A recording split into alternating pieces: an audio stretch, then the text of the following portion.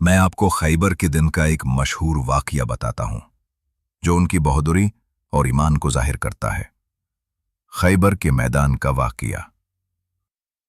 हजरत अली रजी अल्लाह ताला की बहादुरी का सबसे मशहूर वाकया ग़ज़वा खैबर के दौरान पेश आया। खैबर का मजबूत किला फतह करना मुसलमानों के लिए मुश्किल हो रहा था। कई दिन गुजर गए लेकिन किले का दरवाजा ना खुल सका। आखिर में नबी करीम सल्लल्लाहु अलैहि वसल्लम ने फरमाया, कल मैं झंडा उस शख्स को दूंगा जो अल्लाह और उसके रसूल से मोहब्बत करता है और अल्लाह और उसका रसूल भी उससे मोहब्बत करते हैं। वो शख्स बगावत मेघना नहीं करेगा और अल्लाह उसके हाथों कीला फतह करवाएगा। अगली सुबह हर सहाबी ये ख्वाहिश रखता था कि वो खुशनसीब शख्स वो ही हो।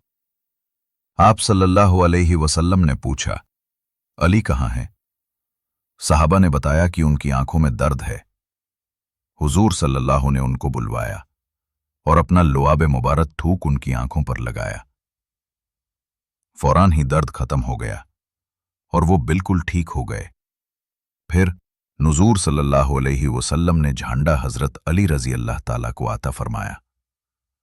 हजरत अली रजी अल्लाह ताला के पास गए।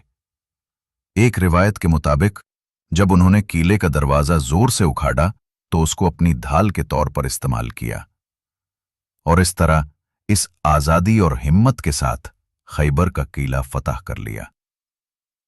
ये वाकया उनके लिए नबी करीम सल्लल्लाहु अलैहि वसल्लम के प्यार और उनकी हैरत अंगेज ताकत को बयान करता है।